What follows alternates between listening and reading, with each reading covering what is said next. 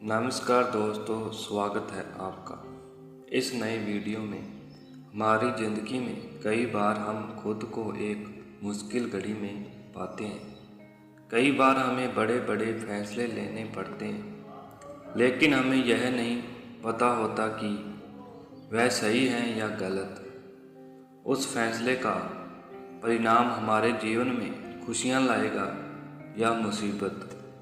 लेकिन कई बार हमारे पास सही निर्णय लेने की सुझाव नहीं होते और हम जल्दबाजी में फैसला कर लेते हैं, और उन फैसलों की वजह से हमारी ज़िंदगी सुखमय हो जा सकती है या फिर हमारी ज़िंदगी नरक से भी बढ़कर हो सकती है। इसलिए सही फैसला लेने की क्षमता हमारे जीवन में सफलता हासिल करने के लिए आवश्यक है। तो चलिए आज इस बोध की कहानी के माध्यम से जानते हैं कि जीवन में सही फैसला कैसे लिया जाए, और यह भी सही निर्णय लेने के तरीके कौन कौन सा है। तो बिना किसी देरी से कहानी शुरू करते हैं। यदि चैनल पर पहली बार विजिट किया है तो चैनल को अभी सब्सक्राइब करें। उन चारों मित्रों की आगे की कहानी इस तरह। जब हम अपने गांव पहुंच जाएंगे तो हम वहां पर अपना अपना हिस्सा इसमें से ले लेंगे। उन तीनों मित्रों ने उस युवक की बात मान ली और वह सभी मिलकर अपना धन एक ही पोटली में रख देते हैं, और वह सभी मिलकर अपने गांव की ओर आगे बढ़ते हैं। चलते चलते काफ़ी समय बीत चुका था और अब रात्रि होने वाली थी। तभी आगे चलकर रास्ते में उन्होंने एक घर दिखाई दिया। यहाँ पर एक बूढ़ी औरत रहा करती थी। रात्रि का समय भी हो चुका था और उन चारों मित्रों को रात रुकने के लिए कोई न कोई जगह की आवश्यकता भी थी। ऐसे में उन चारों ने मिलकर यह योजना बनाई कि हम वह लोग आज रात इस घर में ठहरेंगे। इसलिए वे चारों लोग उस घर की ओर आगे बढ़ते हैं। उस घर का दरवाज़ा खटखटाते हैं। तभी सामने से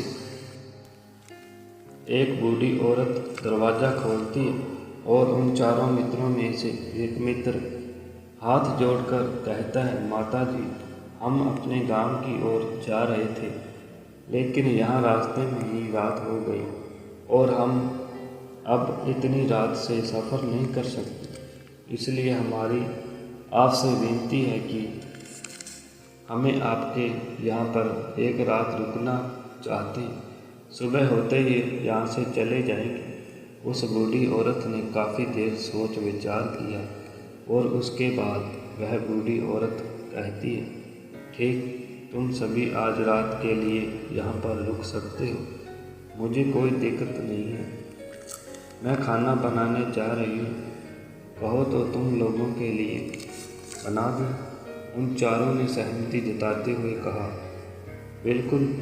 उसके बाद उन चारों मित्रों ने धन की पोटली उस बूढ़ी औरत को थमा दी और कहा, माता जी, इस पोटली में हमारे साल भर की कमाई है।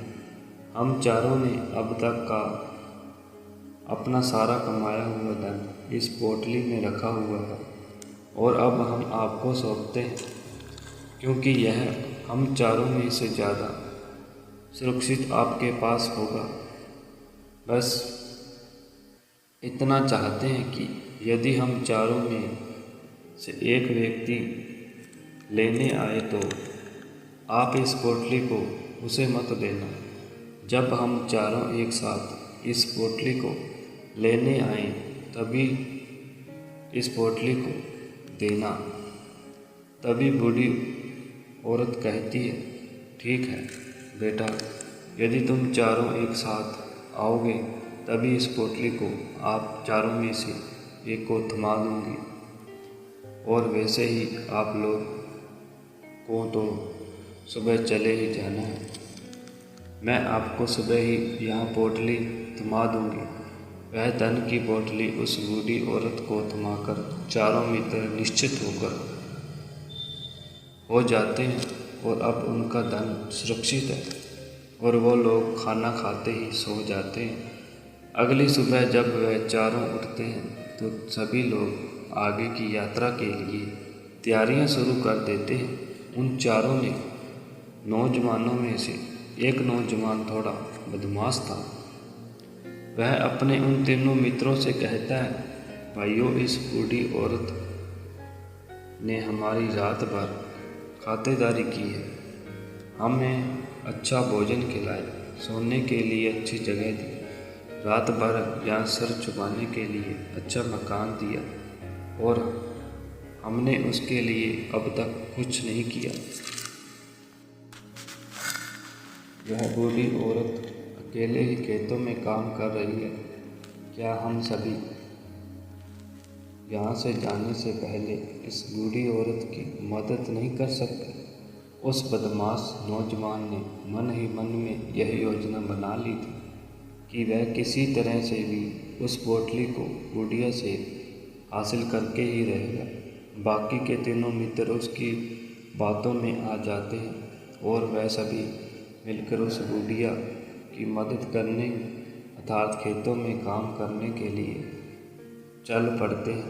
वह सभी मिलकर खेतों में काम कर ही रहे थे कि तभी वह बदमाश नौजवान अपने बाकी तीनों मित्रों से कहता है, मित्रों, मुझे जोरों से प्यास लगी है, मैं जरा बूढ़ी औरत से पानी मांग कर लाता हूँ। वह बाकी मित्र भी अब काफ़ी थक चुके थे, उन्होंने भी जोरों की प्यास लगी थी, इसलिए वह तीनों मित्र उसे वहाँ से जाने की अनुमति दे देते हैं। जैसे ही वह बदमाश बूढ़ी औरत के पास पहुँचता है, तभी अचानक ऐसी घटना घटी कि उस नौजवान के साथ ऐसा क्या हुआ।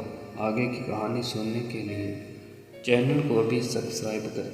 यदि हमारी वीडियो आपको अच्छी लगती है तो लाइक करना ना भूलें।